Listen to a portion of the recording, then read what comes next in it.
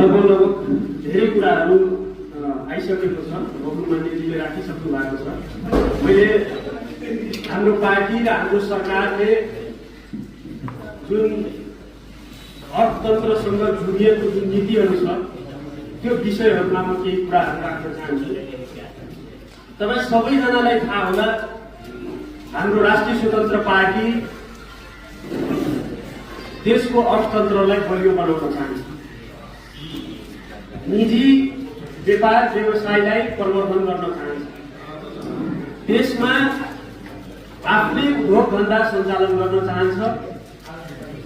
व्यवसायिक साथीहरूलाई, व्यापार गर्ने साथीहरूलाई, विभिन्न पेसासँग जोडिएका साथीहरूलाई राष्ट्रिय स्वतन्त्र पार्टीले बलियो बनाउन चाहन्छ, सक्षम बनाउन चाहन्छ र आफ्नो व्यापार व्यवसायबाट देशलाई उन्नति प्रगति होस्, देशको अर्थतन्त्रमा विकास होस् भन्ने हाम्रो सरकारको मूल नीति हो। हामीले के भनिरहेको छौँ भने, हाम्रो सरकारले के भनिरहेको छ भने, देश विदेशको ऋणबाट होइन, हाम्रो व्यापारी साथीहरूले तिरेको करबाट चल्नुपर्छ भन्ने प्रमुख नीति नै हाम्रो। तपाईहरुले यो कुरा बुझ्नुपर्छ। हामी अर्थतन्त्रलाई बलियो बनाउनको लागि दस्तावेजको रूपमा, तपाईहरुले राष्ट्रिय स्वतन्त्र पार्टीको दस्तावेज हेर्नुहुन्छ भने, चुनावी दस्तावेज हेर्नुहुन्छ भने, हामी खुला अर्थतन्त्रको रूपमा उधार अर्थतन्त्र चाहन्छौँ।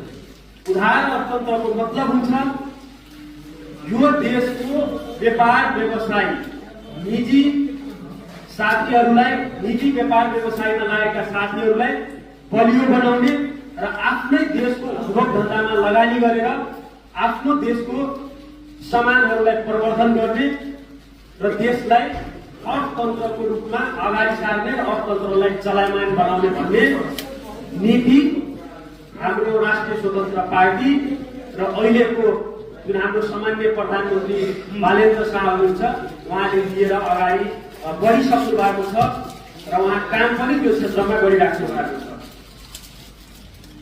धेरै कुराहरू तपाईको यहाँ क्षेत्रका कुरा, जिल्लाका कुराहरू आएको छ, समस्याहरू आएको छ।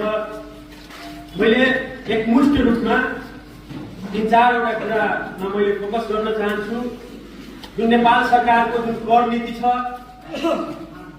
त्यसमा हामी व्यापक परिवर्तन गर्न गइरहेका छौँ। यो तपाईहरुले थाहा हुनुपर्छ। करको कारणले गर्दा तपाईको हेर्नुहुन्छ भने दोहोरो कर, तेह्रो कर, व्यापारी साथीहरूलाई परेशान गर्ने विभिन्न खालको जुन 3 तहको सरकारले जुन परेशान गर्ने जुन प्रवृत्ति अपनाएको छ, वार्डले छुट्टै कर ल्याउने, कर नीति दिने, तपाईको स्थानीय तहको सरकारले छुट्टै कर लगाउने, प्रदेश सरकारले चाहिँ व्यापार व्यवसायीहरूलाई तपाईको मनोबल डाउन गर्नको लागि छुट्टै करको हिसाब किताब गर्ने, केन्द्रीय सरकारलाई फेरि तपाईको छुट्टै कर तिर्नुपर्ने जुन अहिले बाध्यता छ व्यापारी साथीहरूलाई, त्यो बाध्यता हामीले हटाउन खोजिरहेको छौँ। त्यो तपाईहरुले बुझ्नुपर्छ। यसमा हाम्रो काम पनि भइरहेको छ र हामी यो विषयमा तपाईको छलफल पनि सदन खुलेपछि हामी गर्छौँ। त्यो कर नीतिमा व्यापक सुधार हुन्छ भनेर तपाईहरुलाई म प्रतिबद्धता गर्न चाहन्छु। एउटा कुरा मूल विषय। दोस्रो कुरा, भन्सारको समस्या आएको छ। एउटा मूल समस्या अहिले जल्दो बल्दो समस्या छ। भन्सारको विषयमा हाम्रो स्पष्ट बुझाइ के हो भने, 2 किसिमको मान्छे अहिले भारत इन्डिया गरिरहेको छ, नेपालबाट भारत गइरहेको छ। एउटा कस्तो प्रवृत्तिको मान्छे छ भने, जसलाई आफ्नो भान्सामा 2 छाक खानको लागि आर्थिक अभावको कारणले केही हाम्रो सामानमा सहजता हुन्छ, हामीले केही सस्तो सामान पाउँछ भनेर बाध्यतावश तपाईको भारत जानुपर्नेको अवस्था छ। यो स्वीकार्नुपर्छ तपाईहरुले। किनभने चरम गरिबी छ, आर्थिक समस्याले गर्दा आफ्नो भान्सासम्मको सामान नेपालमा किन्न सक्ने अवस्था छैन, महँगी छ। त्यो कारणले बाध्यतावश एउटा इन्डिया जानुपर्ने अवस्था छ। यो व्यापारी साथीहरूले पनि बुझ्नुपर्छ। एक खालको मान्छे र अर्को खालको मान्छे एउटा तस्करी गर्नको लागि भारत जान्छ र तस्करी गरेर सामान ल्याउँछ र नेपालमा तपाईँको जुन नेपालको जुन कर छ त्यो करलाई शोषण गर्छ, अर्थतन्त्रलाई कमजोर बनाउँछ। हाम्रो स्पष्ट धारणा के हो भने सर्वसाधारण नागरिक जसले वास्तविक रूपमा पीडा भोगिरहेको छ त्यसलाई हाल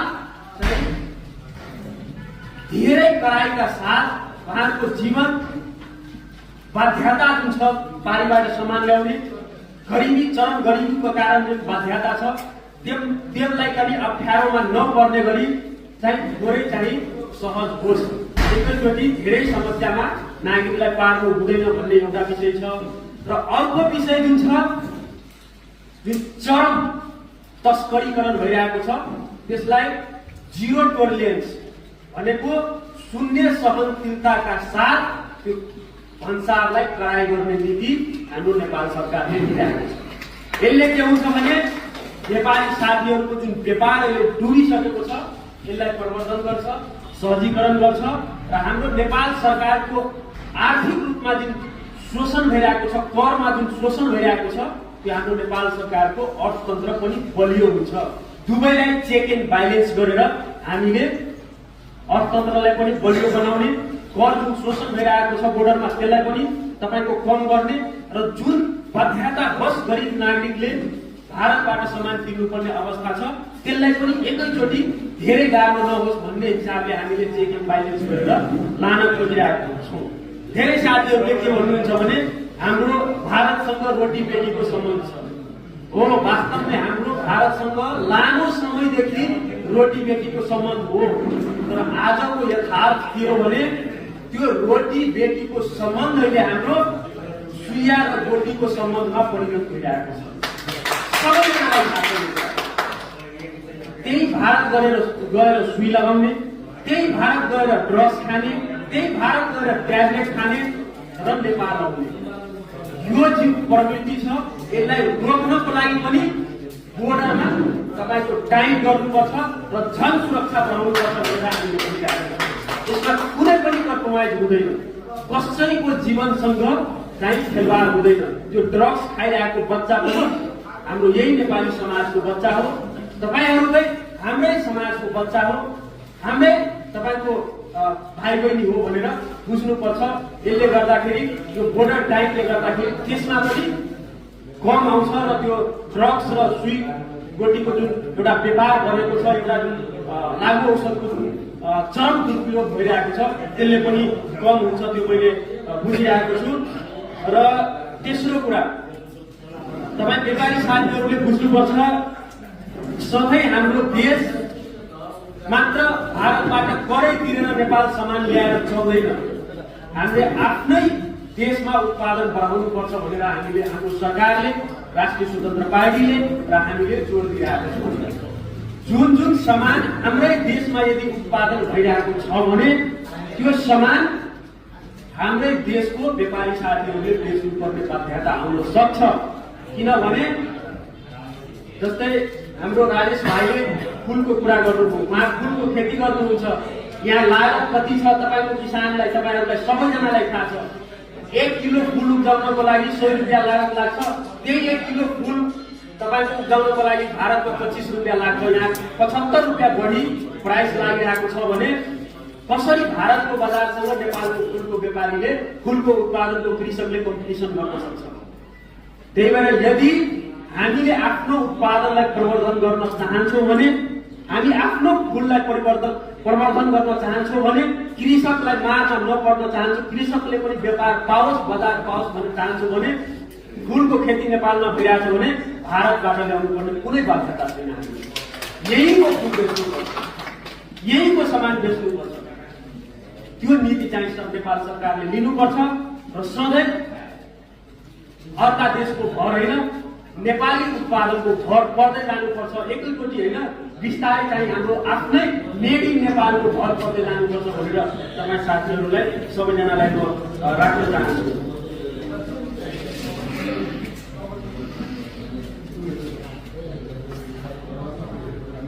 अब किसान साथीहरूको कुरा आएको थियो, ब्याङ्कको तपाईँको जुन झन्झटिलो प्रक्रिया छ यो व्यापारी साथीहरूसँग जुडेको अवस्था छ।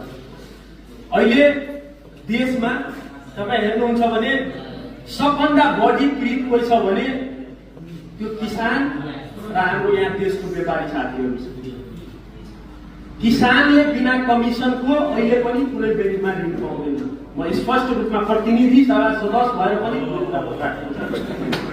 कुनै पनि किसान अहिले पनि सहज रूपमा जुन नेपाल सरकारले ल्याएको छ कृषि ऋण त्यो सहज रूपमा पाइरहेको अवस्था छैन। यो स्पष्ट रूपमा म तपाईहरुलाई भन्न चाहन्छु। यसलाई परिवर्तन गर्नको लागि वास्तविक किसानलाई जुन कृषि ऋणहरू छ, जुन कुखुराको कुरा आएको थियो, कुखुरा उत्पादनको त्यसमा सहज ऋण पाउने अवस्था छैन। किसानहरूले तपाईको विभिन्न बाली नालीमा जुन ऋण लिन चाहनुहुन्छ उहाँहरूलाई सहज ऋण उपलब्ध भइरहेको अवस्था छैन।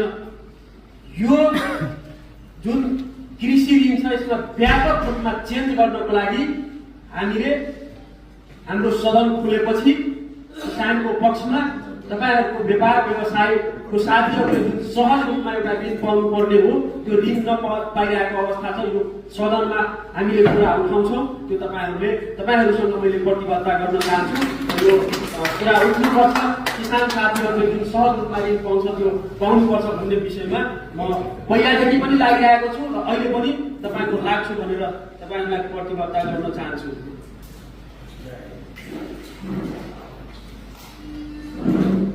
शिवजीले भन्नुभएको थियो, मैले समेटिसकेँ। रोटी पेटीको सम्बन्ध उहाँले नै भन्नुभएको थियो। यो कुरा आइसक्यो बोर्डरको कुरा हैन। अब शिक्षाको विषयमा के छ भने शिक्षा र स्वास्थ्यको कुराहरू साथीहरूले राख्नु भएको थियो।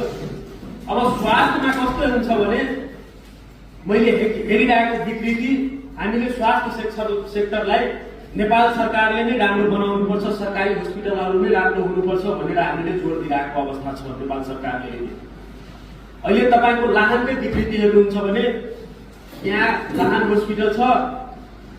लाहान हस्पिटल एउटा छ। लाहान हस्पिटलको छेउछाउमा 50 वटा क्लिनिक छ। यसरी अब जुन ठाउँमा यति ठुलो हस्पिटल छ, नेपाल सरकारको लगानी छ, त्यो ठाउँमा त्यो 50 वटा क्लिनिक कसरी सर्भाइभ गरिरहेछ त्यो विचार गर्नुपर्ने कुरा छ। तपाईँ यो कुरा यहाँ ठुलो हस्पिटल छँदैछ, सबै उपचार त्यो हस्पिटलमा भइरहेको छ भने त्यो 50 वटा क्लिनिक कसरी चलिरहेको छ त्यो अवस्था। हामीले के भनिरहेको छौँ भने नेपाल सरकारले त्यो हस्पिटललाई राम्रो बनाउनु पर्छ र जुन त्यो छेउछाउमा जो हस्पिटलको व्यवसाय भइरहेको छ, हस्पिटलको व्यवसाय हुनुपर्छ। स्वास्थ्यको क्षेत्रमा निजी जुन व्यवसायहरू छ त्यो पनि चल्नुपर्छ। तर सरकारी हस्पिटललाई यसरी हेरेर सरकारी हस्पिटलको सेवा सुविधालाई अवरुद्ध पारेर सरकारी हस्पिटलको सेवा सुविधालाई कमजोर पारेर यदि निजी व्यवसायहरू फस्टाउन खोज्छ भने त्यो हामी हुन दिँदैनौँ। अब दोस्रो कुरा शिक्षाको कुरा छ। नेपाल सरकारले लिएको नीति 2 दिन अहिले बिदा दिने कुरा छ। त्यो कुरा आएको थियो। अहिले विश्वमा तपाईहरुले हेरिराख्नु भएको छ, संकटको अवस्था छ। अब यो केही दिनको लागि मात्रै हो भनेर मैले जानकारी गराउन चाहन्छु। सहज अवस्था आइसकेपछि यो हाम्रो निरन्तर सिकाइको कुराहरू, विद्यालय पठन पाठनको कुराहरू आइहाल्छ। यो सानो समयको लागि हो। विभिन्न देशहरू अप्ठ्यारोमा पर्दाखेरि यो यस्तो अवस्थाहरू आउन सक्छ भनेर बुझ्नुपर्छ। र शिक्षामा जुन निजी क्षेत्रको कुरा गर्नुभयो, सरकारी क्षेत्रको कुरा गर्नुभयो, हाम्रो स्पष्ट धारणा के हो भने निजी क्षेत्रलाई त हामी प्रवर्धन गरिरहेको छौँ, तर नेपाल एउटा कस्तो कन्ट्री हो भनेर पनि विचार गर्नुपर्छ। तपाईहरुले मध्यम वर्गको मान्छेहरू बढी बसिरहेको छ। सबैजनाले सरकारी स्कुल छोडेर प्राइभेट स्कुलमा पठाउन सक्ने अवस्था छैन। त्यही भएर सरकारी स्कुललाई पहिलो प्राथमिकतामा राखेर त्यसपछि निजी क्षेत्रलाई हामी हेर्ने जुन एउटा शिक्षाको नीति छ त्यसलाई नै अगाडि बढाउनुपर्छ। त्यो मूल नीति नै हुनुपर्छ भनेर हामीले पनि भनिरहेको छौँ। र यो आम नागरिकको हिसाबले पनि हेर्नु पर्दाखेरि यही हुँदाखेरि देशको कल्याण हुन्छ भन्ने मलाई लागिरहेको छ। तपाईको अहिलेको एउटा कर्मचारीको सेलेरी हेर्नुहुन्छ भने अधिकृतको सेलेरी 40-45 हजार सेलेरी छ। बच्चाको फी एकजनाको अहिले 10,000 रुपियाँ छ, स्कुलको 5,000 रुपियाँ छ, 15,000 रुपियाँ छ। 2 जना बच्चालाई पढाउनको लागि उसको सेलेरीले भ्याउँदैन। त्यही भएर हामीले के भनिरहेको छौँ भने नेपाल सरकारको सरकारी कर्मचारीहरूको बच्चा यस्तो क्वालिटी एजुकेसन सरकारी स्कुलमा पाओस्, यस्तो राम्रो शिक्षा गुणस्तर शिक्षा सरकारी स्कुलमा पाओस्, उसलाई बोर्डिङ स्कुलमा धाउनु पर्ने बाध्यताको अन्त होस् भनेर हामी यो चाहिरहेको अवस्था छ। र बोर्डिङ स्कुल पनि राम्रो हुनुपर्छ, निजी व्यवसाय पनि अगाडि बढ्नुपर्छ, त्यहाँ पनि पठन पाठन हुनुपर्छ भनेर, त्यो व्यवसाय पनि अगाडि बढ्नुपर्छ भनेर हामीले त्यो कुराहरू राखिरहेको छौँ। लगभग यति नै थियो कुरा। तपाईहरुले एकमुष्ट रूपमा के बुझ्नुपर्छ भने धेरै नेपाली साथीहरू हुनुहुन्छ। हाम्रो पार्टीको मूल सिद्धान्त नै आत्मनिर्भर देश बनाउने, देशको व्यापार व्यवसायलाई अगाडि बढाउने, देशको उत्पादनलाई अगाडि बढाउने, देशलाई आत्मनिर्भर बनाउने हाम्रो सरकारको मूल नीति हो। यो नीतिको हिसाबले हाम्रो सरकार अगाडि बढिरहेको छ र त्यही हिसाबले हाम्रो जुन अहिले अर्थतन्त्रलाई चलायमान बनाउनको लागि विभिन्न किसिमको जुन नीतिहरू ल्याइरहेको छ, जस्तै बोर्डरको नीति, त्यस्तै तपाईको निजी व्यवसायलाई प्रमोट गर्ने नीतिहरू जुन ल्याइरहेको छ, यो सबै यो व्यापारी साथीहरूको र उत्पादन गर्नमा लाग्ने साथीहरूको हितमा छ। तपाईहरूले यो सरकारलाई आँखा चिम्लेर व्यापारी साथीहरूले सहयोग गर्नुपर्छ, साथ दिनुपर्छ र देशलाई एउटा आत्मनिर्भर बनाउनुपर्छ, देशलाई एउटा विकासको गतिमा अगाडि बढाउनुपर्छ भन्ने कुरा राख्दै म आफ्नो विषय